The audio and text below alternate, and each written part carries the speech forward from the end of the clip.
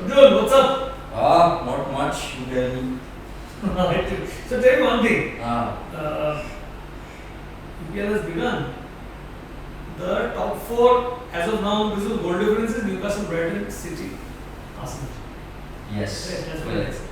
Do you see? Uh, very strange to ask this question at such an early stage. Like this top four, do you think there is a realistic possibility? I'm not saying in this order, but that these teams can make it to the top four. I definitely think so. I think after watching the games, at least during the first week, Newcastle were brilliant. No doubt about that. They played. Newcastle played.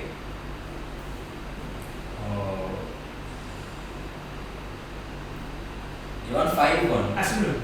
Yeah, they beat Aston. In fact, Aston Villa were one of the teams that people have been saying because of the signings of players like Diaby, Pau Torres.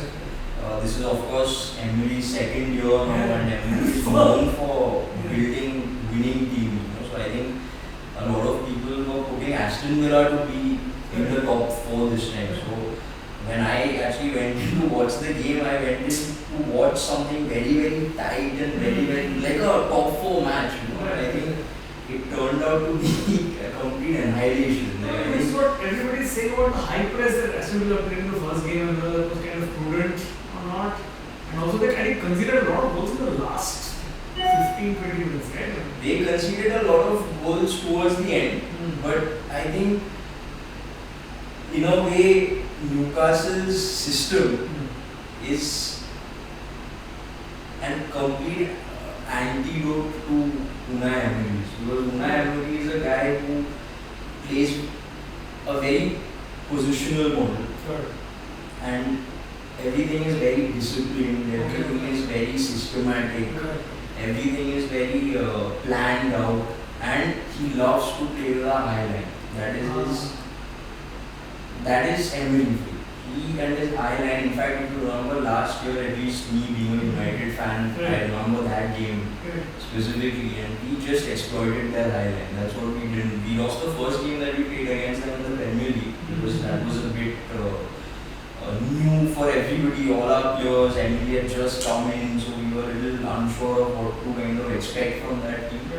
But the second game that we played in the FA Cup, the one that we knocked them out of, I think that's the one where we just exploited their high line. And Newcastle is a team, and Eddie Howe is a coach who plays on transitions.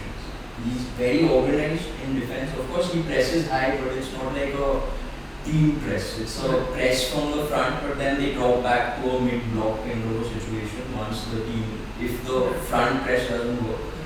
And they love playing on the transitions. In fact, they are one of the best teams out there that can exploit this high line. Correct. Given it. Coming back to the highlight that you mentioned before, I don't know much about football, but do you think this has to be, and if Emery's thought process, of playing a highlight continues, you think they'll be slaughtered by Liverpool? Liverpool, yes. Liverpool, yes. That front five. Yes. Liverpool definitely, because again, Liverpool, Jurgen Klopp is a counter-attacking coach. That is what he is. He has that. He loves to play on the counter. I wouldn't say he loves to play on the counter. I just feel like it's just like Klopp is known for his gegenpress, which was started by the German. Ralf Rangnick is known as one of the godfathers of the gegenpress who kind of Klopp adopted. And a gegenpress is not a very organized press like a Man City press or a United pressing. It's what a gegenpress is. It's the philosophy behind it is that the player is most vulnerable when they just receive the ball. I see. So they wait for the moment when the player just receives it, because he believes that is when they are the most vulnerable, because that is when they have to decide what to do next. So that is when their brains are now processing the next kind of steps, which is why he hits. But the issue with that is it's very random. It's not very organized. He gets the team to press, but it may or may not work. If it doesn't work, he's very happy kind of going into a defensive shape and very similar but different to, I would say, Eddie Howe, because Eddie Howe's counter-attacks are very systematic. His system is built for transitions, but Klopp is the only, I would say, very tactical aspect that he has to his game is his gegging press, and it works. There's nobody that can do anything about it. But do you think, I mean, we're jumping from the first game into Liverpool, we'll jump to Liverpool. Yeah, for sure. I think, because, well, no, but the question, correct. I think this high line can be exploited by not just Liverpool or Newcastle, but Haaland. by a lot of teams. By a lot. And in fact, it could be exploited by even the so-called lower teams, because that's what they do. So-called lower teams, yeah, they are all about counter-attacks. And I think, but at the same time, Emery it's not something that he can change, because if you look at it from a coach's point of view, any good coach like this, what they believe is if we have to make a team play our system, we cannot deviate from it. We cannot go and say, oh, Liverpool are very good on counters, so today we will just play a low block and change our complete system. Yeah, you're not used to that. Because number one, that you're not used to it, and number two is players don't learn that way. Football is a game of mistakes. You learn by making mistakes. So, in fact, good coaches will encourage you to lose a game as long as you're following a system. Because it's by analyzing those mistakes that you fix it. If you completely change, you cannot progress in your way of playing. So I think that is a little stubbornness that most of the best coaches have, and I would put Emery out there with the very best for everything he is kind of achieved. But yes, I think it's something that could be exploited, but it's something that he has to stay consistent with if he wants his team to really build and progress towards the direction he wants it to. So yeah, so that was one obviously the goal fest game of the first week, and of course City being City. You think City, and that's what Pep seems to be a little strapped. Gundogan gone, Cancelo gone, Grealish is whatever. Right? De Bruyne's injured now. They have very few options to look for. I mean, Cole Palmer scores goals, but he's like, boss, he's not ready. In fact, I just read just a few minutes back. I read that the Lucas Paqueta deal is not happening. So I think they were trying to really go for to fill the void left by probably Gundogan, but it's not something that has gone through. But suddenly this bench seems a little thin. No Mahrez. Yeah, no Mahrez, but I think Cole Palmer did really well. Cole Palmer. But it's very rare, but I don't see him finding a start. I mean, in Pep's, at least the league thing, maybe in FA Cup, yes, but I don't see him. So they have Bernardo Silva. So I think one of the good things that they were able to do, in my opinion, is that they didn't let him go. Right. So I think Bernardo wanted to, Barcelona wanted him, but I think at some point these guys realized that we cannot let him go too. And I think that's evident if you look at the fact that he's just signed a 1 year extension. He hasn't signed a 3-year deal or 5-year deal. He just signed a 1 year deal because purely I think. Then you go again to Barcelona? Possibly, because by then maybe they hope that they'll kind of figure out what to do next. There's a January transfer window, maybe they'll kind of. But Bernardo Silva as a player, they couldn't afford to lose. Unlike Gundogan, unlike Mahrez, Bernardo Silva keeps that team ticking. That and doesn't keep that team ticking, it just keeps. Without a player like him, that system doesn't function because he is a worker.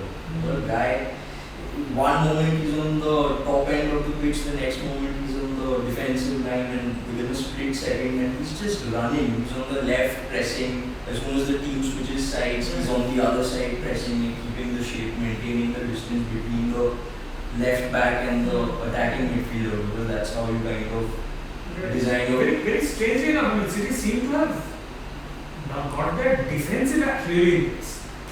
Get Guardiola, Ake, they're back. Kanji. But you know what? Yeah, they have. Pretty solid. In terms of it's robust. In terms of there's not too much to worry in terms of Correct. And if you look at the players that they've signed, that's what I personally love about Pep Guardiola. When he comes in, like I think if you notice that he took a little while to win his first trophy. It wasn't something that happened immediately. I think the first thing that he came in was identify players that could play for him, players that couldn't revamp the whole squad. In fact, speaking of defenders, I think one of the first things he did was change all his defenders. I remember he went and got Kyle Walker from Tottenham, and he went and got Laporte, he went and got Ruben Diaz, he went and got Cancelo. I think he changed. But the thing about a Pep team is that the system is so solid that another player just slots in. Because the way they play, every player's decisions are cut out for them by the system that they play.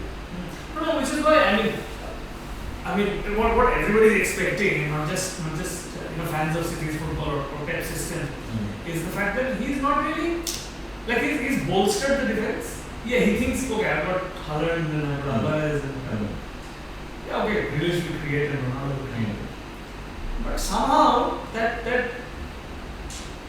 another De Bruyne, is something that they might find wanting. I agree. Because, and it's not. It's not something that Foden will be able to do, is what I understand. No, I 100%. Because De Bruyne brings very, very specific skill sets which very few players in the world have. And what I mean by, actually, I don't know if skill set is the right word, but let's talk about football IQ. It's understanding game situations because that's the way they play. It's very, very, very steady. And skill set, yes, also because De Bruyne, I don't think anybody has the vision and the execution on top of that. It's the vision that comes first, but then to be able to execute that vision, very few players have that ability. So, in that sense, yes, there will be certain aspects of their game which will not be as efficient as it used to be because a Foden cannot pick out those passes that De Bruyne can. But I don't remember a fantastic through ball that Foden has ever had. He can't. Grealish, remember him for the runs on the left hand side, 5 dribbles. Grealish is an extremely technical. No, and he's a very technical footballer. In fact, he's one of those rare English players who are just so technical. You don't find that in England. It's just there are some of them like Jude Bellingham. I would say is one of them, which is why he moved away to Germany because I think he understood earlier that he wanted to evolve on those technical aspects of the game which Germany is more suited for as far as he was concerned. Then Foden, of course, is a very, very technical footballer. But what I mean by technical is the ability again to understand situations and execute. It's because let's look at a player like Messi. For me, he's he is the best. Right? People say it, we all know it, but why is he the best? Because when he's playing football, he is not playing against individual players. He's playing against a whole team. What do I mean by that? What I basically mean by that is when he gets the ball, he is not saying, oh, you know what, I need to now dribble past this guy. And then I will figure out what to do after that. And then maybe if there's a pass, I'll do it. When they have the ball, they are looking at not just one immediate player around them, they are looking at that entire team's shape. And he has the ability to twist and turn a whole team with his movement. That is something Foden can do. And that is technique. That is vision and technique. Now, Foden does not have the same vision or intelligence as a Messi, but he certainly has the technique to do it. Understanding. And he has the understanding, and Pep system is so solid that he leaves very little to a player's imagination. Right. He leaves very little to a player's imagination. There is very little freedom in his game. Let's just put it that way. Everything is very, very, very specific, and everything has to be done to the dot. Whether it's, and it doesn't matter what phase of the game you're in. whether it's defensively, whether it's in your attacking phase, whether it's in your transition phase, everything is mapped out. So for someone like Foden, he can come and replace De Bruyne. He will do the exact same thing that De Bruyne was doing. Oh, okay. Of course, because De Bruyne was just following instructions. But still, there is a certain Correct. level But then there was a pass that De Bruyne could execute. Correct. Correct. Now what that enabled City to do was bypass certain phases of the game. Right. Which now they won't be able to do. Right. They could go in from the middle phase and completely disregard the next portion and the next phase of the game and go directly into the final third because they could find that pass. Messi's pass to Molina against Netherlands, right? Correct. I think I think those are the kind of things which will not happen, but we know Pep, he has experience, he has. But I think that's a functionality of individual players, right? Which is what different brings to the table, which perhaps Foden doesn't. Which is why you don't know whether and also it's central. You're using, as you said, Grealish is very technically gifted and he's on the right hand side, but it's just, Grealish is, correct me if I'm wrong, his entire gamesmanship is about trying to find the space. So, Grealish is a funny I love Grealish. I think I really like Grealish, but. And as I say, you always wait for the second year in Pep stays. No, correct. It's that, but it's also English football. I think first, let's just go back to his days in Aston Villa, right? And I'm not right now talking about only Grealish, I'm talking about, let's say, most English players. They learn to play football in a way where they want the ball to come to them. Right? In Aston Villa, that was his role. Give the ball to Grealish, he figure out what to do. Back then, if you really look at it, he was the guy that was creating. So he is just expecting someone to give him the ball all the time, right? And he gets into his wide areas wherever there's space, and there's usually a lot of space in the wide areas because in modern football, most teams block out the middle. Right? So the space is in the side, so you have to figure out how to maneuver those spaces and kind of find your way via the sides into the middle. Right? So he would kind of find those spaces and he would get, and he's like, okay, I'll get it, and then I'll kind of dribble or I'll figure out. Other people will make their runs and I'll kind of find them, or I'll run through 3 people, or I'll cut in and shoot, or there are various things that we like to do. But in a Pep system, or let's just look at Spanish football. I'm not talking about Pep system. Like that also, Pep system is derived from the basic foundation is Johan Cruyff's total football. Mixed in with modern positional models, and he's kind of built it up and adapted himself and kind of evolved. So his football is not the same as it was 10 years back. Right? So he's also kind of evolved, added in more things. But the thing is that in these systems, the ball will not come to you. You have to go to the ball.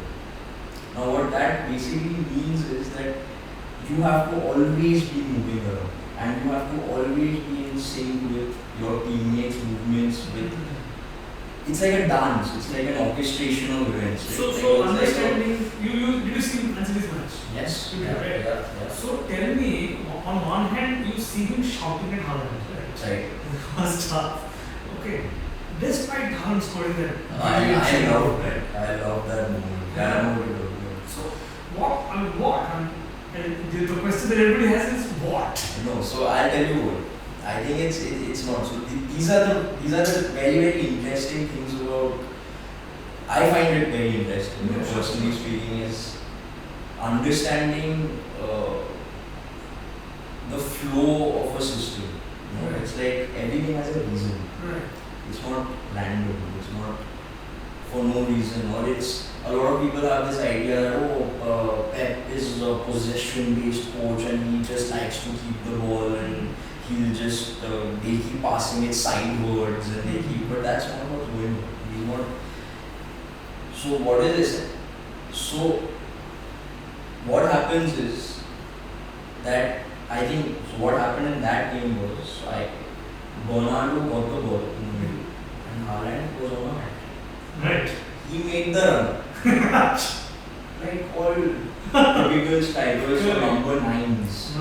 Haaland was a typical, I'm not saying now he is, because over the last year he's evolved a lot from being a very conventional number 9. He's built up, Pep has helped him find his hold up, other sides of his game, like his hold up play, his dropping behind, playing with his back to the goalkeeper, which are very, very difficult things to do in football. Now, he's made the run, but now what happens now? If that ball does not reach Haaland, what happens? It's back. And especially when your team is not ready for the transition. Now, what I mean by that is, it's to actually get into this, you have to get very deep into how a system functions, right? So it will be essentially a void in the middle, yeah. right? But I think I put it very simply. Put it very simply. What you do when you lose the ball is dependent on how you progress the ball forward. The fact that Pep has 70% of the ball is not because he keeps the ball. It's because he wins the ball back within 6 seconds or whatever it is every time. Now, this is where stats come in. Stats are super interesting, right? So it's, if you say that Pep's team has had 24 shots on goal, there are different ways you can interpret this stat. One way of looking at this is to say that they have 24 shots on goal, which is the most obvious interpretation. But the very interesting interpretation of this same stat is that he has intentionally given the ball away 24 times. Okay. Right? Intentionally. Because what do you do? When you're going for that, you're giving the ball. Because now the ball will change hands, right? He has no fear of that. Because he has a very efficient system to win the ball, where the whole team functions together. So now, it's like Louis Van Gaal used to say, it's like how you defend is dependent on how you move the ball ahead, and how you attack is dependent on how you defend. Okay. No, it's not that confusing. Because see, when you progress the ball ahead, once the ball has reached the final third around your goal, you need to have enough numbers. Right. Football is a numbers game. Now what Haaland did by making that run was force the back guys to not be able to build up numerically. Oh, okay. So he created a gap in the whole team. Yeah. So now what happens is, if in case he does not get that ball correctly, there's a void. the players are not in the right positions to be able to win it back there. Because Haaland is hurried. He's not played with the team. He has not followed the principles to move forward, because that is important for what will happen when they lose the ball. It's very strange that he said, because in the first season, this time of course, that's how, of course, then he scored it. Because in the first year that Haaland came, people were like, yeah, Pep to Pep, used to be fantastic tiki-taka, anybody can score, all of that. Suddenly, everybody can fucking pass the ball to Haaland. It's still that. I mean, we're not talking fantasy Premier League, but the guy has more than 90% ownership. No, correct. It's a sure shot thing. It wasn't the case with Pep's team. No, and it wasn't. And see, that's what I said a little while back about the misconception that Pep is a possession-based coach. He's a system coach. Now, if his system is better than another person's system, he will have more of the ball. That is what a system is. Now it's up to the other team also to come up with something as effective to make sure they don't have that. Right. They should be able to win the ball back too. But if they decide we want to, then it's just that either they don't have the solutions to do it, or Pep just has a better system. True. It's as so. What I'm basically getting at, to your point, is that I'm a football coach, so I have kind of gone through certain kind of studied certain game models, try to understand how people build up, how people how people act in different kind of phases of the game. Right. So one thing that you learn is that the first passing option in any system is the first long direct pass. It is the first passing option. But generally against Pep teams, people sit back. So the direct options are gone. Right. Which is why now he has no option but to build up. Because those guys are sitting behind. They are not pressing. But I mean, in Pep's history of a coach, Correct. did he ever do that? Was it ever like? Because he's never had a player like this. Let's look at the history. He had in Barcelona, he didn't have a. He had Zlatan, but Zlatan was very. He's a typical like. I mean, again, all respect to Zlatan, but he's not the kind of pure Pep kind of would like because. But Lewandowski, no. Lewandowski in a way was. So I think if you look at his Bayern team, yes, there were times where he kind of used that option, which he kind of is doing now with Haaland because it's the most effective solution to beat a man-marking system. So when a person is playing in a man-marking system against you or in a mid-block, and you have that physicality. No, but having said that, in order for you to play that ball, there's a lot of things that have to be placed around you, which has to be pre-decided. Yes. It's not that you just play because he's there. You need to then The others have to be in the right positions around to then win the second balls and the third balls in case Haaland is not able to. He's not a robot. He's not going to win it every time. But then what? Like he's not like it's. I mean, fans would be otherwise. Fair enough. But at the end of the day, they're all humans. Now we have one of the basic assumptions that. No, but that can tell you something. Like, that kind of thing. Maybe Rooney, perhaps, and Zlatan probably came close. A man literally can plow through any physical defender, and he has that kind of pace. Plus, he's a monster. What are you going to do? And he's the best. Like for someone like Pep, I mean, come on, in that team, what a weapon to have. What a weapon to have. Like, and this is the funny part. I don't see any team actually in club football across the world to have that kind of frontline presence. You know, I mean, because every other team doesn't have a coach like Pep. No, these are all things you have to kind of put everything together. Like it's like. No, I'm saying if you look back at history, you know, would you say Cantona was to an extent like him? Would you say Zlatan you mentioned, of course, with that kind of physicality and all that Cristiano, of course, had his own things, but this is just insane. I mean, it's like no, so that's Brazilian footballer called Hulk who could do anything but play football. That left foot, right? I don't, but man, that power on his shot. But I mean technique. Yeah, but this guy has speed, everything. No, but I tell you what, it's unfair actually. No, but you know what, you're talking about traits. Correct. Like, you're talking about traits. Now, Haaland, according to me, now a lot of people will hate me for this or may not agree with me, but I don't personally believe Haaland is a very good footballer. Right. He has traits. He's very fast. He's very strong. He's not good on the ball. He's not. Which is why if you look at him, as soon as he gets the ball, he just gives it, lays it off. Which is why the other thing is about his performance in finals. Yeah. He literally ghosts, right? No, he does. And he has to see it. Okay, that's a mentality. Now again, these are traits of his which are very important. And as a coach, if you are able to use these traits to fit in a system that you're building, there's nothing like it. But at the same time, you cannot expect Haaland to play like Gabriel Jesus. Correct. For me, Gabriel Jesus, in terms of his football ability, is a lot better than Haaland. He may have lacked that physicality, he may not, but as a result, if you remember back then, the football was totally different. Like you said, because Haaland wasn't there, they weren't playing the long balls. They were using Jesus in a different manner to kind of get into the box, hold up, play around the box. So you will change. You will change your system, but the system essentially remains the same. It's going to become a Man City discussion. For sure. It's such an interesting topic. But I'm going to use both the Man City and the Pep and the Jesus discussion forward to talk about Arsenal, because Arsenal's foundation looks like about to reach there. Right, their way of playing, and Jesus unfortunately is here. But what did you think of their match and their 2-1 victory is not knowledge?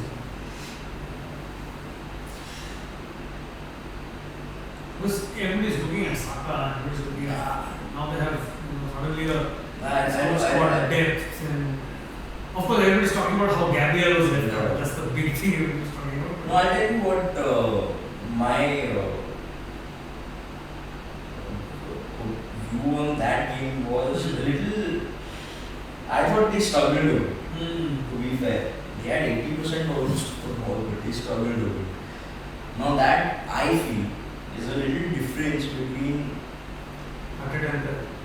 Pep and let's say a typical Spanish coach. Now if you look at the history of football, the Spanish are a little obsessed with having a goal. Unlike Pep Guardiola, he's not. But he just keeps those. No, against Brighton last year, for the last 2 years, he had less of a goal.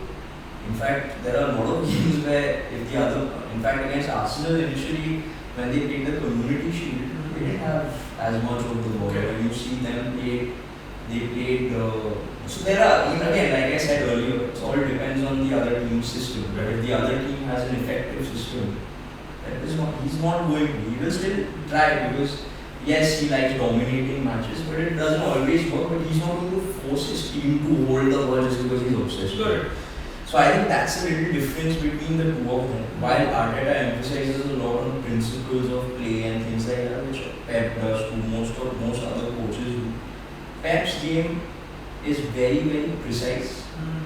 Very, very, very precise. And precision, what I mean by that is every decision is thought of, planned, and in sync with movements of other teammates which are also planned.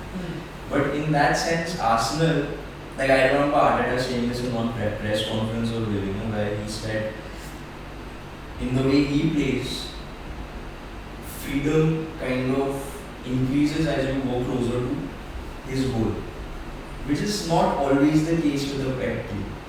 A Pep team is even very structured in the final third, which is why they are able to create so many opportunities. Yeah. That's what a system essentially is. It's in the eyes of a lazy, is the way I see Arsenal built up. This time, Martinelli, Saka, too good Rice. So obviously there will be a certain kind of defensive solidity, I presume. They still consider goal. But anyway, and the fact that they are trying to almost emulate the season when Pep played without striker. Do you think that's going to work? No, so that is what I was basically getting to. Is that what I find in Arteta's game is they kind of lose ideas in the final third. Which doesn't happen with a Pep team. Because what. But either way, I think we've spoken so much about let's focus more on Arteta now. So I think that is one problem that I feel with his team. And the second is that he is very, very obsessed with this ball possession. For some reason, which is fine because his build-up, he's picked up elements of his build-up from, of course, Pep, spending time with him. His Arsenal's press, top-notch. He presses very, very well. But in terms of chance creation, they kind of lose ideas in the final. They tend to have too much freedom and they're always trying different things out and trying and people are are very spontaneous and kind of intuitive and not very planned, which kind of reduces their chance creation. Now, a system essentially is built to create opportunities. Right? Like in football, there's a difference between opportunities and chances. Like, what is the difference between an opportunity and a chance? An opportunity is when a chance is something you create. No, an opportunity is, let's say, I have managed to get free space outside the box in the final third on the right side. That's an opportunity. Because now I have an opportunity to put a ball in. But once you have put the cross in and it's kind of gone to an attacker's head, then you have a chance. That's the chance. Now, a chance, a coach cannot go and be so precise that they are able to pick out chances like this. But a system allows you to create many, many opportunities. So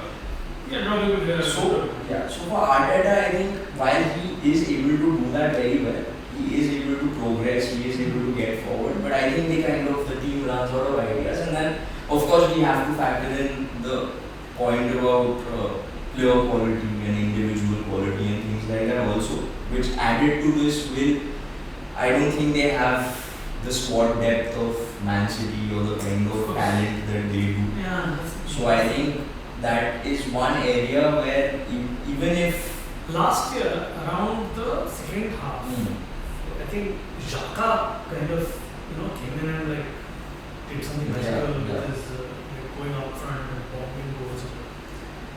Do you see that something lacking in that space this time around? I mean, they've got Declan Rice, but Declan Rice again is a very different kind of a footballer, which is why I was honestly a little surprised that they went out and spent 100. Yeah, I think the holding midfielder is the most pricey. If you look at while we are at it, because you mentioned Declan, Caicedo is not much. Caicedo is no, I'm not going to go out there and start comparing players, but let's just say they're very different players. Like Caicedo. Yeah, I'm saying this holding midfielders will suddenly become so expensive because it's the most important position for a system to function. Busquets world. They link everything up. Right. And more than skill, what you need there is game understanding. Which I don't think Declan Rice has. But I think Arteta knows that too. Because he went and signed Julian Timber. Yeah. And now if you look at his system, Julian Timber is the guy who comes and does the holding stuff. Because that's just the way a lot of these modern coaches play. Because they build up, they start with a 4. First of all, there's nothing but a formation. Back in the day, you had a 4-4-2 or a 4. It was mostly a 4-4-2 all the time. But as with time, 4-3-3 became very popular. But today, you don't have a concept of a formation. You have different formations in different phases of the game depending on what you want to do. So you start with a 4, you end up in a 3, one of the left backs becomes a midfielder.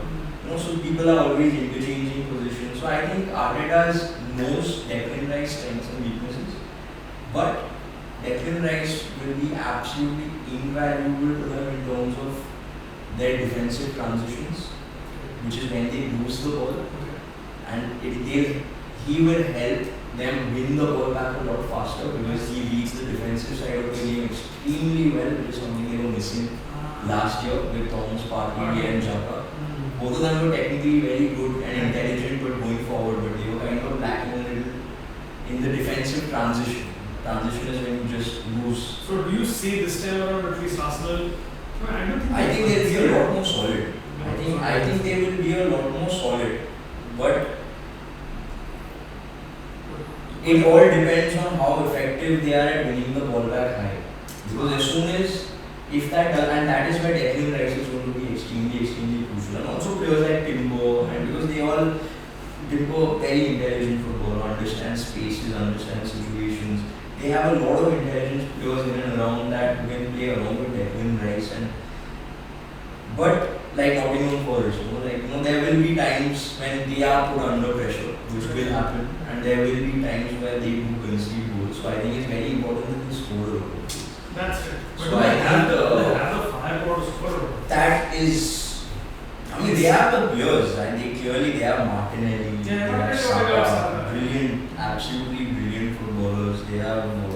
They now have Havertz. They have Havertz, who's I think a brilliant, such an intelligent footballer. I think when he plays right behind the striker, like he did with Timo Werner at Chelsea, I think that was his position even in Germany before he came to Arsenal. Right? So, and when he plays in that number 10 role, I think they have it. They have it, but it's always a mix. You can never say it's only because of lacking players, or you cannot always say it's only because their system is lacking. I actually thought they would start with Trossard. I think that guy is just. Trossard is. Well, I don't know why, but he's constantly bombing. He's always in the box. Trossard's a good player. Trossard's a very good player, but I don't know, the way he left Brighton, I felt like it was a little unprofessional. The way he was. And no, I like these kind of things matter a lot to coaches. In that, because you could be the best player in the world, but ultimately, if you don't have the right mindset. You see, it matters to Arteta. That you won't trust him. Of course. These are little things. He come on as a substitute. I honestly don't see him starting games for. And these things will matter. Like they got him because at the time they were desperate for a player. Right. And it wasn't something which was. It happened very suddenly. It wasn't something land. He left very unprofessionally from Brighton. He left on bad terms. It was like Caicedo was similar in a way, but Caicedo's situation is a little different. I think I think he genuinely wanted to go, and he is a Chelsea fan and stuff like that. But again, you know what? Like ultimately, I think both Arsenal have a good team, but it just depends on consistency.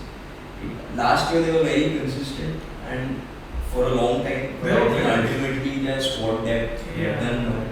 This time with Declan Rice coming in, with Timbers unfortunately injured now for 6 months or something, so that's going to be a little sad for both parties, them and the club. But again, if Declan Rice I feel can help.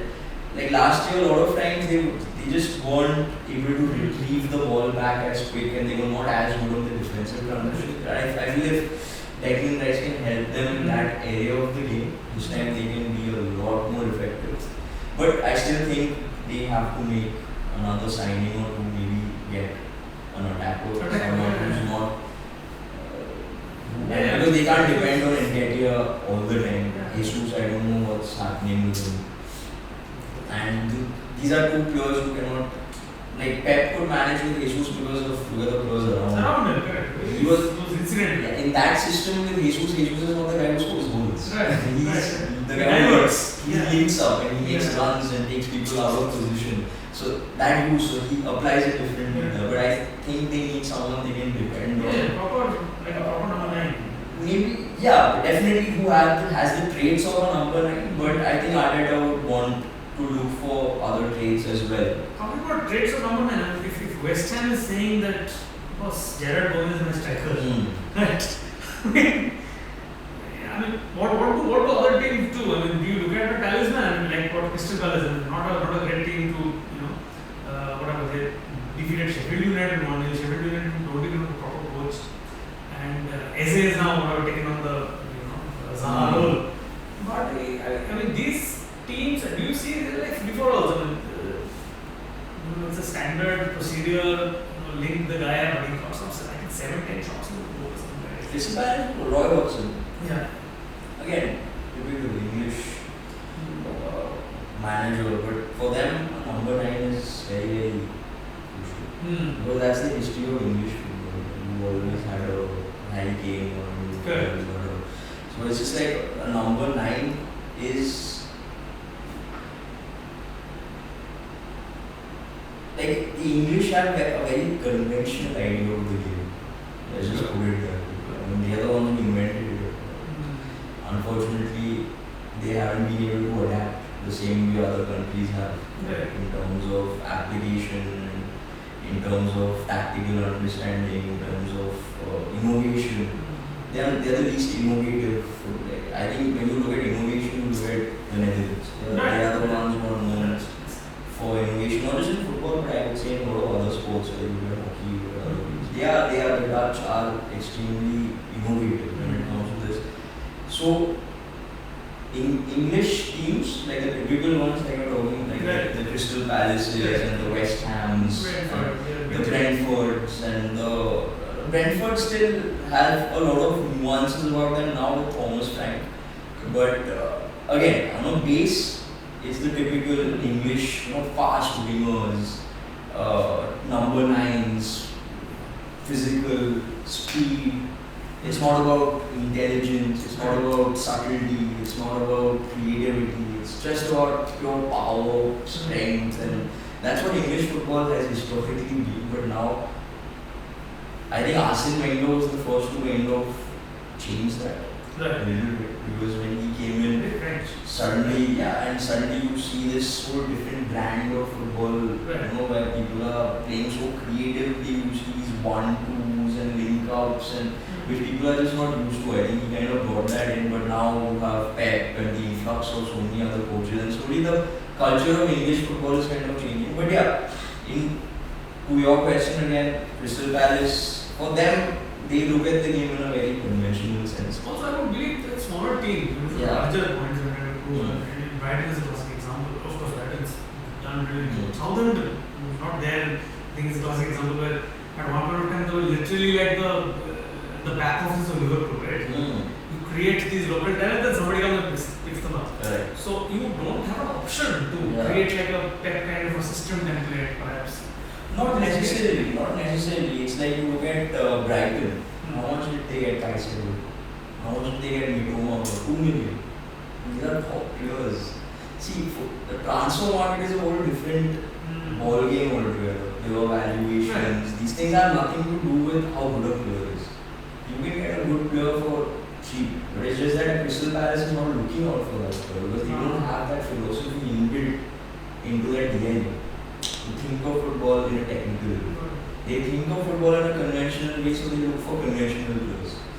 Right? So now like Brighton, their whole structure was built so well. I think to me they are the best run football club in England. Yeah, easily. Easily. Their scouting, their philosophy, everything is intertwined. Everything works in a lovely kind of systematic fashion where everything is planned, everything works out. Nothing matters. Whoever leaves, nothing matters. I look at Ajax. Ajax team that reached the semi-finals and got so unlucky that those 3 Lucas Moura goals out of Right. What were those players bought for? Nothing. Most of them were academy players. Other players were bought for 2, 3, 4 small amounts of money based on. But they know what they want and they know what they're looking for. So I don't think money really reflects how good. I completely agree with you. Right? Yeah. It's probably my favorite is indoors, and it'll be interesting to see how they manage the European pressure this season. Correct. And that would be very interesting. I think they struggle a little bit because they've lost. I think defensively they'll have a problem. They've lost 2 of their main midfielders. I mean, yes, they've got Dawood from Germany, who seems to be a good player, but he's going to take a little time to kind of fit into that system. Right. But it's they lost 2 very key players. They lost McAllister and Caicedo. That was the heart of their team. They know that system inside out. For someone else to come and learn it and figure it out is going to take a little bit of time, right? So they will struggle a little, and plus the number of games is something they're not used to. They're not used to playing European football and English football, and the number of games that accumulate. It's just not something that they're kind of used to. So it's going to, more than physical, it's going to be a mental role. Because I think football at the end of the day it's physical, but it's also a very mental game. It depends on how ambitious are you. Leicester wasn't. I'm looking at examples like Leicester.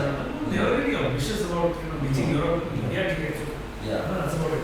Coming down to the next 3 teams. Okay, 4 actually. Fulham, has a more improved squad. They've, did pretty well. They defeated Everton, but Everton take a joke. I'm going to come to your club. Oh. Okay. Was it a penalty? Was it a penalty? I mean, it was. The officials have been reprimanded. They've been reprimanded, but forget that. So that's an easy. Very also, it's just like, these are things not me specifically being a United fan. I will always have that bias, when I will want to say. I'm saying that's a moment. That's a moment. It's a moment. But on a larger scale, the United played horrible.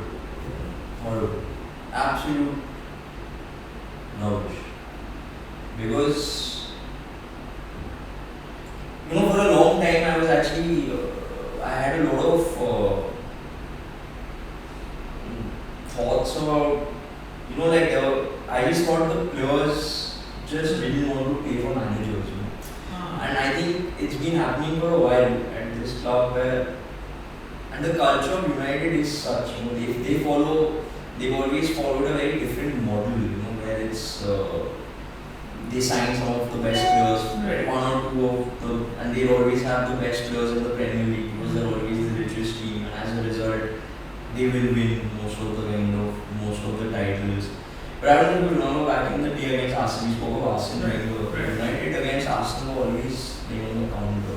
They never really had whether it was Alex Ferguson or not, as great as he is, he never really had a system that could compete with European teams. In that sense of, he had tactics for sure, but he didn't have a system. Now, what's the difference between a tactics and a system? A system is nothing but a collection of tactics that kind of work together. It's just like, but yeah, and a collection of tactics build a system. But he had certain tactical elements, but that's the model, And I think once Ferguson retired, they've been on this absolute roller coaster where these guys are just not being able to figure out what to do next. Maybe I mean, the way you saw them play, all these signings that have been brought in. Okay, now you have Bruno Rashford front and eventually Rafael Varane scores a goal in focus. This week they're saying Lisa is fit to start, but will that give them defensive solidity? They're playing Tottenham. This is another mother of an attacking team. This guy said doesn't matter how many you score. And Foster. Yeah. What a coach. I really like the guy. But again, my favorite coach in the world is Eric Ten Hag. And I'm not saying that because he's United's coach. I've been following him for the last since his Ajax days. And especially that season, when I saw that team play, Frankie de Jong, Van de Beek, Asser Schoner, David Neres, and you had Dusan Tadic and Onana, who's now our goalkeeper, was the goalkeeper of that Ajax team. And at that time, I still remember, there were times where I used to watch that game and I was sitting with a few friends of mine and I would just say, what? Like, these are the kind of coaches United never attract. And 5 years down the line, suddenly you're like, whoa, Eric Ten Hag is, and to me, Eric Ten Hag is the best coach in the world. So what's not happening? That is the interesting part. I think, in my opinion, the club is broken to the core. There are a lot of, or maybe they're changing now, but at least let's look at Richard Arnold. Let's look at Ed Woodward's era. Before he kind of left. I think it was broken in the sense there were a lot of political complications due to hierarchy, due to other kind of factors, power, people who want to control things and people who don't want to let people control things and who wants to take credit for things, and it's just like a whole mess. Absolutely. And there's a lot of clouds and a lot of financial issues, a lot of people invested in this. And I don't even say there are financial issues because we have actually spent the most money compared to other teams. Because they City have spent a lot of money, we have spent more than them. But where is it gone? Because the decisions are not right. You're spending 70 million on Angel Di Maria. Why? What is the plan? What is the thought? You're spending 80 million to get Paul Pogba back who you sold for free. I mean, who let go for free to Juventus and then you paid 85 million to get him back. What was the thought process? What was the plan? Why Paul Pogba? Why him? What does he bring to? There's no. It's just a very. It's like people are scouting on Instagram and buying clothes. It's like it's that kind of. I understand United's these high level squad building decisions which have gone wrong, but you've got a great coach. We seem to have a good core team. I'm saying Casemiro and Jadon Sancho.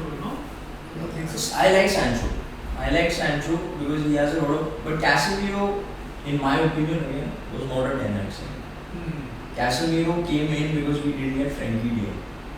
Ten Hag wanted Frankie de Jong. We ran after him the whole summer. We didn't want to leave Barcelona. And last minute, we went and got Casemiro because he was available. He is not a Ten Hag footballer. Though Ten Hag represents the club, he will represent it the best way possible. There are contractual obligations for him to say certain things and certain, which is why he will always defend his players. But I know his system and I know the kind of players, and in my opinion, Casemiro is not a Ten Hag player. So let me ask you this very ugly question. Yeah.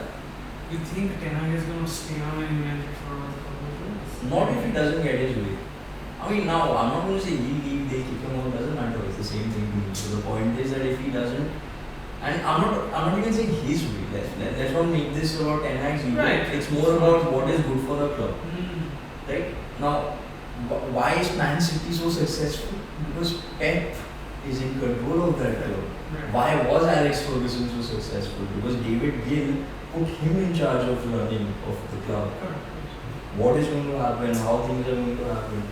But somehow, if they have to, if United has to reboot, for example, okay, today, if say United asking as a knowledgeable, educated, trained, footballing geek who happens to be a United fan, who are the current players from the current United 11 that you would keep? That I would keep. I would keep Onana. I would keep Malacia. I would keep Martinez. I would keep Lindelof. I would keep Van Bissaka. Okay. I would keep Sancho. I would keep Anthony. That's it. No, Bruno. I can't. Rashford. No, not at all. Rashford is complete. He's plays without a brain.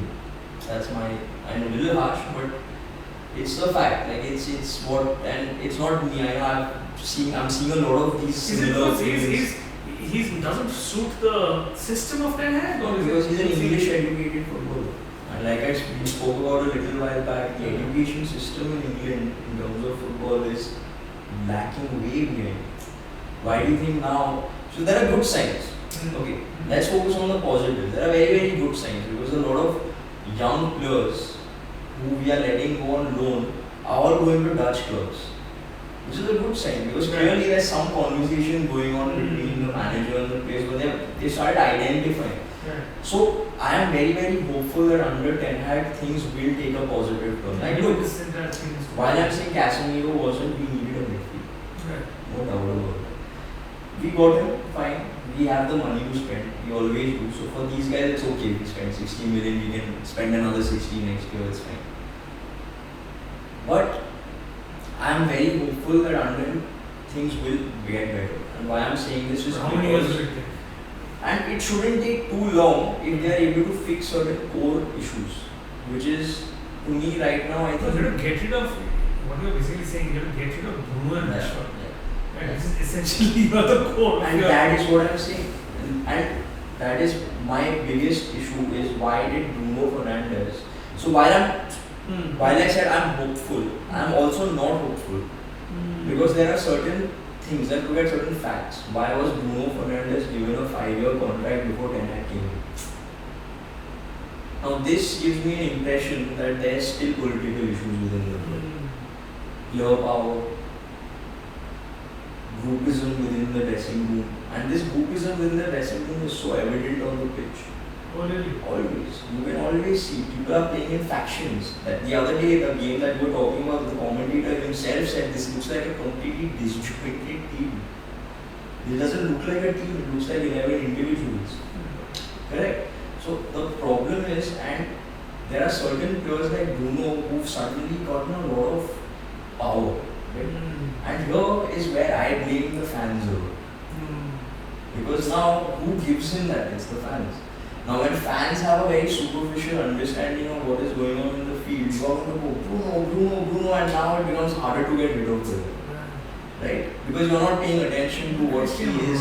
No, it's the Cristiano. Exactly, it's that problem. It's the same with Rashford. He's a typical English educated footballer who only knows how to run in straight lanes. He doesn't know how to turn and look behind and look on the left, look on the right, figure out where the better option is. He loses the ball left, and that's the big problem with Garnacho.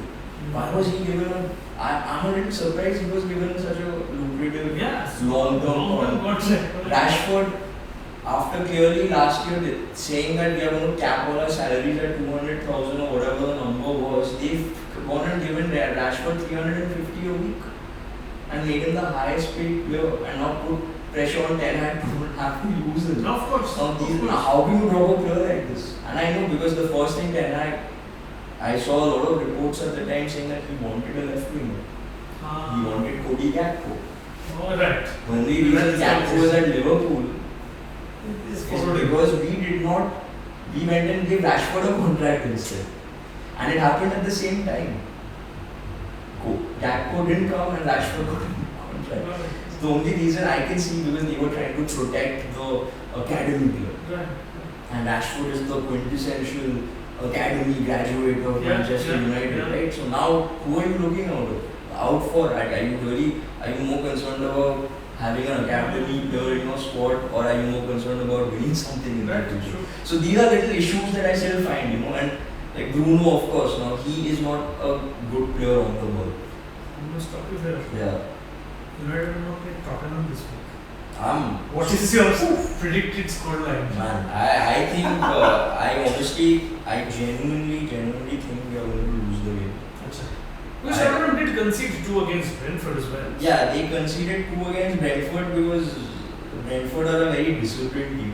So even if they play the way they do, but they do it with a lot of discipline. So I think they had, last year they were good. They beat all the top teams. Yeah. It's not just one, they beat all the top 6 teams. It's not, or they took points away. They won, I think they drew a few and they won a few. But the point is, they are very, very disciplined in what they do, and United lack that discipline. And the players lack that discipline. Because I feel it's like this new modern ego that a lot of these youngsters have. Like I see that in players like Rashford, where I just sometimes find that they feel like they're not open to learning. It's actually so interesting because the matchup between Tottenham and United it's so poetic in a way that you have a coach who has no other option but to play these 2 talismanic superstars. And you have Tottenham where their greatest ever talismanic superstar of all time has just left the club. And it doesn't seem to make any difference to them. Right? I mean, they play really attractive football. They really love the sport, right? You said exactly. I think Ange has got this refreshing calmness and positivity which they were missing since Pochettino.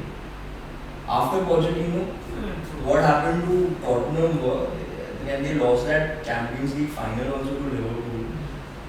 I think what happened in Daniel Levy's mind was that, this attacking football, like Jose Mourinho had this famous saying, back in the days, poets don't win a lot of titles, which I completely disagree with, because poets actually win the most titles. But if you look at the history, if you look at facts and numbers, they are the ones who win the most. But I feel this syndrome kind of got into Daniel Levy's head, where he started feeling, I think I need to trophies imply clinical play. Yeah, like trophies is not about beautiful, and trophies mean. So he went and got this one. Who did he got? Mourinho, right? After Mourinho. He got Mourinho. That same, because he thought, poets don't win titles, let's get this guy to win us a title.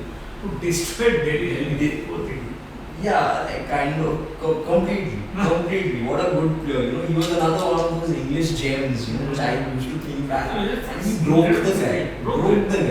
Completely broke. It's like what we've almost done with Donny van der Beek. Now, thank God that Ten Hag's here, he's trying to get restored, or they'll figure out a way to send him back to Ajax or do something. But because we don't know how to use technical players, because we don't have technical understanding of the game, we just bench the best players like this. Play. He would come off the bench and score. Every time he comes, Donny Van, he does something. Either he assists or scores. I still don't understand why he's not being there. Under Solskjaer, I totally understand, because he literally came out and one day said Sancho and players like that complicate things. He didn't play Sancho. We bought him and he didn't play Sancho. Because what is complication to him is actually simplicity in Johan Cruyff's terms. So you have to look at it in that kind of what Johan Cruyff used to call simple football. That is like what Man City plays simple football. It's simple. See the space, pass it. Make space, pass it. Keep it simple. Don't complicate things. Don't go for those direct, all the time, because it's just complicating things. So I think Tottenham this time I am very looking forward a lot to watching them, because I like Angelo. I like the kind of football that he brings. Yeah, and I like his and the thing is, but at the same time I'll give it to Daniel Levy that he never gets in the way of his coaches. That's one great thing. He might have made decision errors, or I won't even say decision errors. I think it was quite practical to think that attacking. You have to wait to see how many Richarlison misses before he No, fair enough. But Richarlison again, an ant system will be used like Jesus' version of Pep system. Okay. Because he's that Brazilian, he knows how to hold the ball, he can link up. It's pretty obvious in that side the talisman is Madison. Yeah, of course. Madison, what a signing. Again, wow, English gem. Very rare. Yeah. Very rare. You never see these guys at United for some reason. Yeah. But I mean, Barnes at Newcastle. Barnes. My God. That came from pretty Barnes is also, see, these are like, again, Barnes, great signing, I think. So Tottenham I'm kind of looking forward and I think they'll do well this time. But for us, I have hope, but at the same time, I can see things are not patching up, things are not so. United Tottenham was a match that I think all of us are going to discuss next week. Coming back to the final game, which I think we should wrap, which is the best game of the week which happened, which opened our eyes and absolutely want to hear your perspective on Chelsea Liverpool. Brilliant game. Yeah. Brilliant game. I think. What did you think? Did you enjoy the game? I enjoyed the game. I actually was completely blown over by Enzo. Huh? Because I don't think the Premier League has seen. Man, I'm scared to watch Enzo and Caicedo together. That's going to be something. And they have no European pressure. They have no European pressure. So I think they. I only think I don't know why they got Sterling in and. Sterling came was one of Todd Bowley's first signings when he came in because he went Bowley's big time into statistics. It's just like buy players based on stats and figures and numbers, but that doesn't always work in football, which is why he failed miserably last year because apart from that he didn't give Graham Potter the freedom to coach the game. Like you saw the football on the pitch and you saw Brighton's team under Graham Potter that he had built himself. You will see the stark difference. Like Brighton, Graham Potter's Brighton was one of the only teams that kept more possession than Man City. They had 52% of the ball one game, and Pep said they are one of the only teams that actually play football in this league. And the same guy at Chelsea, disjointed. Because it was a complete, and they got 4 managers in one year. So you essentially were handling. And he just kept trying things.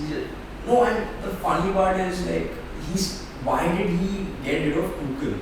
So I think let's start there. I think that's the tipping point to understand Chelsea's progression from there is that he kind of sacked Tuchel because they disagreed on the fact that the manager needs to have freedom over player decisions, what happens on the pitch, who they are signing.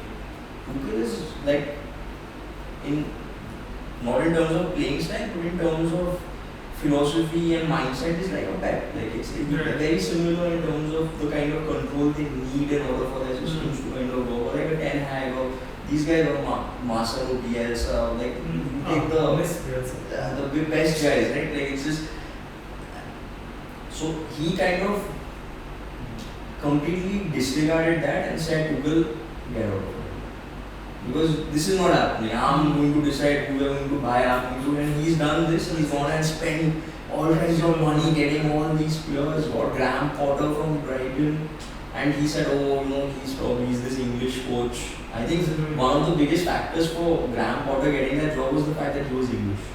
Because I think it would be easier for them to kind of be able to.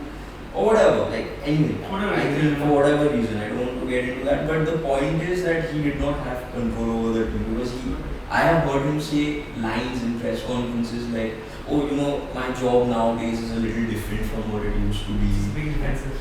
That's what that means. Like that clearly means that it's not in my hands. It's not in my hands. At this point I'm doing. Initially I didn't get in for that, but at this point I'm not. I don't care. So I think then they got 2 managers and then finally Bowley got Lampard. He said, I'm going to get all these players and let's see if Lampard. I don't want a coach who has too many rules and too many things. And that turned out to be a complete disaster. Now he's got, in fact, before he got Pochettino, Nagelsmann said no, straight up. Luis Enrique, I think they approached, he said no. Because they are all coaches who play by a playbook. They need things to be under there. You're a football coach who have to be in charge of football decisions. Right? The commercial guys can be in charge of the commercial decisions. middle. So, but obviously, Yeah. he's going to get in the space. I think the front is kind of sorted. Yeah. Of course, James is injured, it's not a Yeah. problem. Chilwell probably seems to be back at his hounding best. That's what. Liverpool considered one goal. Never. Is that a? I mean, I don't know. Is that Chelsea's inefficiency? Because I think that was Chelsea's inefficiency. because they look defensively very. Chelsea created a lot of opportunities. Right. I wouldn't say chances. So what happened? I think the first 20 minutes was shambles. Would be one of two reasons. Is that again like the old days? He doesn't have the freedom over making doing things, which. But I say also because normally when Klopp plays, this opening burst is this absolutely like blitzkrieg of pace, and of course his front five is like He's heavy metal. Correct. And then suddenly though. If you have to use music analogies, I think Klopp is heavy metal. Pep is like modern jazz. Right. Or like it's just like walt. It's like everything is precise and technical. This guy's heavy metal. It's just pace, power. I don't know. It's interesting. Back when Klopp was in Germany, they used to have a nickname for him. They used to call him the English manager. Oh, okay. Because in the world, England have this reputation for not being very intelligent. I'm not just saying it, but it's a fact. It's what it is. Like, so I think these things have to be put in perspective before anyone even tries to analyze it. Right. So otherwise, you don't have the right data points to even analyze. Analysis is incomplete. Sure. If you don't put the right things into. So I think England, he's that. Yes, he has that dead press, which has been very, very effective. But for that, you need. But do we see that dead press now? I mean, You see you've it. got McAllister and. No, you kind of. Midfield looks a little wobbly. I think it was there till last year, but they lost Mane, they lost some, and Mane was a very crucial. It's like Pep used to say. Mane and Hendo are now in Saudi. It's like he used to say that this one, he's who used to say this. I think it was Pep, and when he was asked about Gabriel Jesus, he said he's the best attacking defender. Everyone was like, what the hell is an attacking defender? I mean, attacker attack. What do you mean by an attacking defender? Like, you get the concept of it, right? Like, it's just like, that's what an attacking defender is, and Mane was that.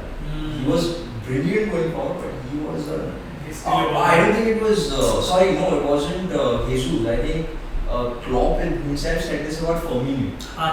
And that was when Firmino and Mane and all were in their prime, and that getting pressed with your Henderson in full fit conditions. Again, Henderson is one of those. Also, I think now, it's there, but I'm saying with McAllister and Sosa, this new, midfield, it has to be seen how much they.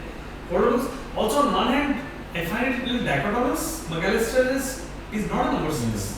Right. He's Brighton wasn't a number 6.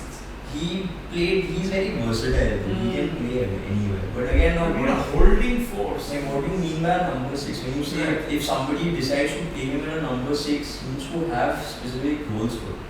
You can't just say go play number 6. I think that's the problem with that. I think he shouldn't deviate from his principles, and I think I think one of the biggest mistakes that he is making is trying to deviate from what made him so successful. I don't know why he signed Gakpo, because Gakpo is such a technical footballer. That's why Ten Hag wanted it, because he could fit that system perfectly, and I feel bad for Gakpo because he's getting wasted there. Right. You're asking a technical player to play heavy football, and it doesn't work. Asking a jazz player to play electric lead solos doesn't work. You know what I'm saying? He needs to play jazz. It's just like, so I think he's trying to deviate, not suddenly putting Trent in midfield. Why are you doing that? It's like, because you're seeing Pep or somebody do that, you're trying to. But Pep, when he does that, he's done a lot of things to accommodate that decision. He hasn't just asked him to go there once the ball progresses. Because he's there, someone else has to be here, someone else has to be here. That's the bigger concern. I don't know if you. Did you see Trent? Trent did make a few runs, I think. He did make that one ball to Salah and all that. But I don't know, probably too early. I mean, one game is just too early to talk about it. But Yeah. you know, But I feel it's like I don't know. I think Klopp should just try to go back to what made him so successful. Stop trying to get players like McAllister and all this. He even tried Caicedo. He wanted. Now I'm hearing Sophia and Amrabat, who was also a United target. These are very, very technical players, and I feel for a while he's just been trying to go for players. Ten is targeting. I'm sorry, like he did that with Gakpo, he did that with McAllister, he did that. Soboslai was also on our kind of list for a long, but we have other issues, which is why we're not doing a signing players, because there are people we need to move forward before we can do that, and it's hard to make them leave. Yeah, that's the biggest that kind of like Harry Maguire now is just refusing to go. He's refusing to go because he's not getting the payoff. And fair to him, he should get the payoff. You should give it to him. But then why creating this? Let him go. It's okay. So I think that's the issue. But I think talking about Liverpool, Chelsea, I think the first 20 minutes they started a little shaky. But I think Chelsea really ruined it. And you could really see that Tottenham They have a great run coming up. I think Chelsea's got a great they have coming up in terms of. But what I was really happy about was to see that they had that. Yeah. You could see that Tottenham team. Yes. The Pochettino Tottenham team that destroyed Real Madrid in the Champions League, and Real Madrid could get the ball of them. Like it was like same. I think that same year Ajax defeated the year after that. I think was it the same year? Yeah. No, it can't be the same year. No? It was the year after that Ajax defeated Madrid in a very similar fashion. Pep did the same thing to Madrid. It's like, again, Real Madrid are one of those clubs that don't have any, it's just like run like, you get the best players and it's always like 11 individuals. They have a coach that has got some basic defensive organization, but which is why they're not able to dominate Spain. They're a very good Champions League team. The Champions League is not about consistency, it's a knockout. It's about huge luck, huge momentum, things like this make a difference. But I think, that's what I think. I was very happy to see that, and while I'm saying I was happy to see that, I was very worried to see that too, because now with these players and Pochettino is actually able to imprint his philosophy onto that team, and he's also now getting players like the signing of Olise, they got Caicedo, and these are like this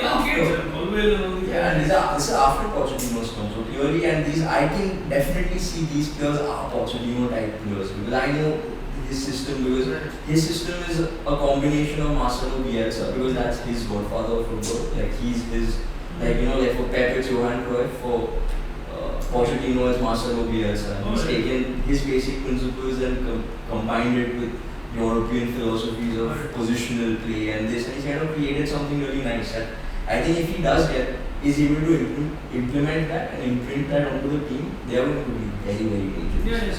Very, very dangerous. So we'll wrap the first episode here. I think it was a really fantastic chat.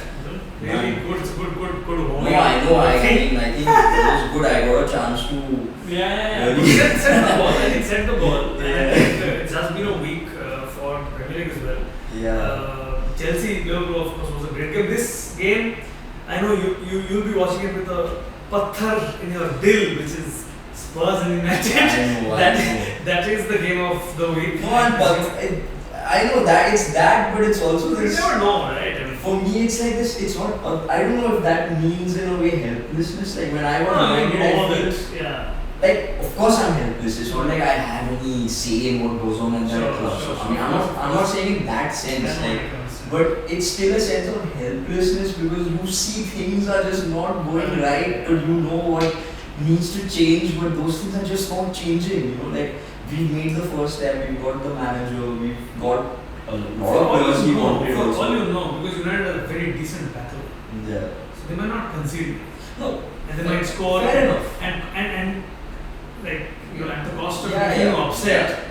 Rashford might just pump into. No, 100%. And then but again, keep him in the club for longer. Exactly, but again, that's short term, long term, right? It's like it's that same argument. It's like we win that game, but we lose the battle. I mean, it's just it doesn't matter. Like that is not a consistent way to win. If you want to see why are we not consistent? Because we don't have a consistent way of playing. Okay, come on. So I think that's the only. So that's this little helplessness.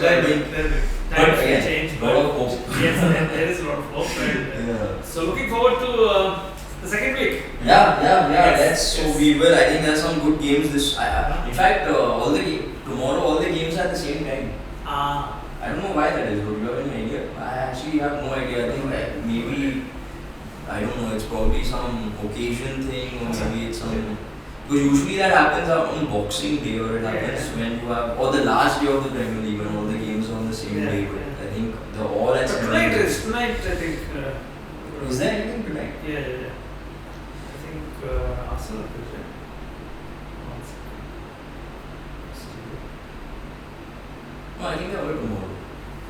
Tonight game. Yeah, there is. Sheffield and Nottingham Forest. Okay. That's okay. This is it then. Yeah. Yes, let's Stop catch up recording. next week. Yeah.